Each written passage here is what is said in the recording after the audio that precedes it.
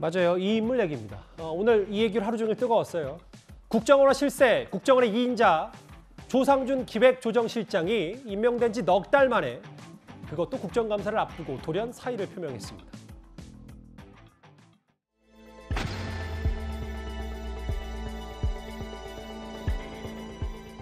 자, 우리 한동훈 부장님에게는 편견이 좀 있어요. 뭐냐면 우리 옆에 계신 조상준 부장님이 제가 국방위 할 때 방사청에 계셨는데 워낙 칭찬을 많이 하셔서 최고의 검사라 그러셔가지고 그런 편견이 좀 있습니다, 여전히.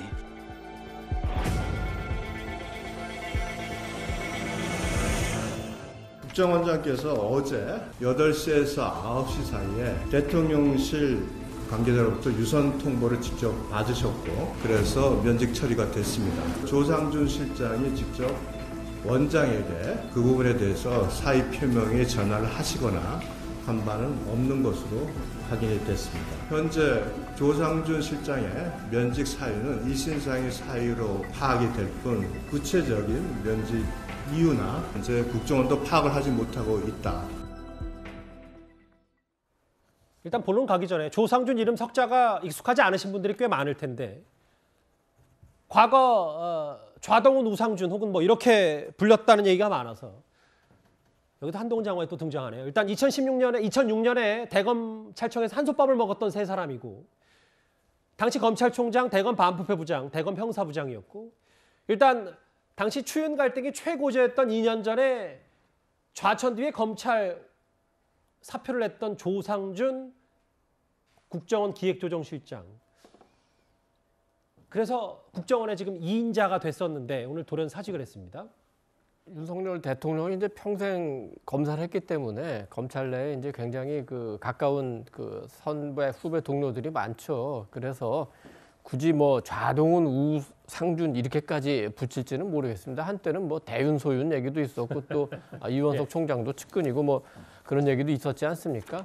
어쨌든 신임하는 후배 검사였던 건 사실이에요. 그래서 정권이 바뀌고 정부에서 가장 중요한 기관 중에 하나인 국정원의 기조실장으로 임명한 거는 뭐 신임하지 않으면 그렇게 할 수가 없었겠죠. 그리고 실제로 이제 조상준 기조실장이 가가지고 정부 부처 중에서 가장 먼저 그래도 인사를 단행했습니다. 곧바로 국정원의 1급 26명 전부 사표를 받았죠. 물론 이제 김규현 원장과 이렇게 함께 했습니다만 그렇게 발빠르게 움직였는데 그런 과정에서 이제 사람도 바꾸고 조직도 바꾸고 또 정책 기조도 바꾸는 과정에서 여러 가지 이제 안팎에서 이러저런 얘기는 있었겠죠. 국정감사를 하루 앞두고 갑자기 이제 물러났기 때문에 도대체 그 이유가 뭐냐. 아까 얘기했던 어떤 인사나 조직이나 이런 거를 바꾸는 과정에서 내부에서 어떤 또 갈등이 있는 거 아니냐. 이제 하지만 대통령실이 공식적으로 설명을 했습니다. 일신상의 이유다. 저도 조금은 추가로 취재를 해봤는데 아마도 일신상의 이유가 맞는 것 같고. 일신상이라면 개인 건강 뭐 이런 겁니까? 그러니까 이제 너무 원론적으로 하면 그러니까 조금만 더 나가면은 아마 이제 사직을 통보했던 담당자가 아마 공직기강을 담당했던 담당자가 아니었나 이렇게 지금 뭐 알려지고 있으니까 물론 뭐 어떤 공직기관과 관련해서는 여러 가지 요인들이 있으니까 뭐 범위가 얼마나 좁혀질지는 모르지만 참고는 할 수 있을 것 같고 다만 이제 안타까운 거는 대통령이 있고 국정원장이 있고 이제 국정원 기조실장이 있는데 국정원 기조실장이 물러나는 과정에서 대통령실과 국정원과 기조실장 간의 어떤 인사상 위계 같은 게 잘 좀 지켜졌느냐 이런 부분은 좀 아쉬운 점이 있습니다. 그러니까 그 부분을 장 변호사님께 여쭤보려고요. 실제로 대통령실 오늘 공식적으로는 관계자는 일신상의 이유로 사표를 던졌다.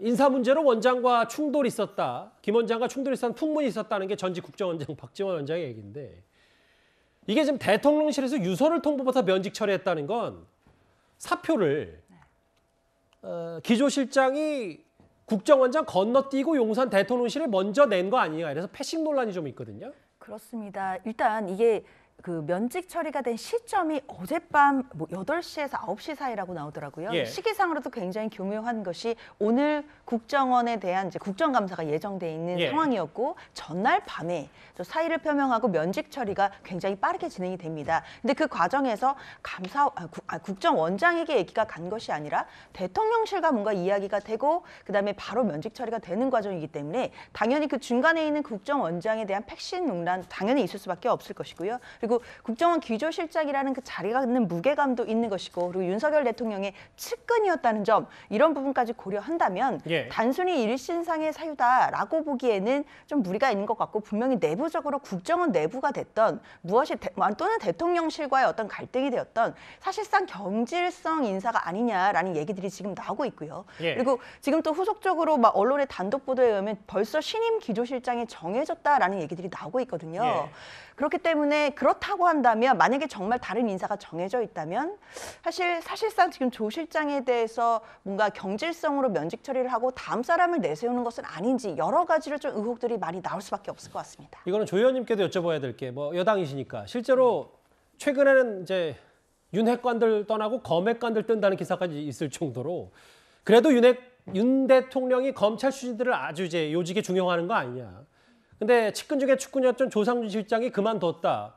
뭐 정말 내부 알력 다툼 있는 거 아니냐. 뭐 여러 설설설들이 오늘 많았습니다. 네. 우선 저도 오늘 오후에 법사위 전체 회의하다가 지금 프로그램을 왔기 때문에 예. 보도만 봤습니다만 그 검핵관이니 윤핵관이니 이런 것은 좀 언론이 굉장히 좀 관심을 갖지만 예. 그렇지는 않습니다. 국정이라는 게. 예. 좀 지켜봐야 될 것 같고요. 우선 그 정무직 공무원의 사의 표명은 그 직업 공무원과는 좀 다르기 때문에 좀 지켜보겠습니다.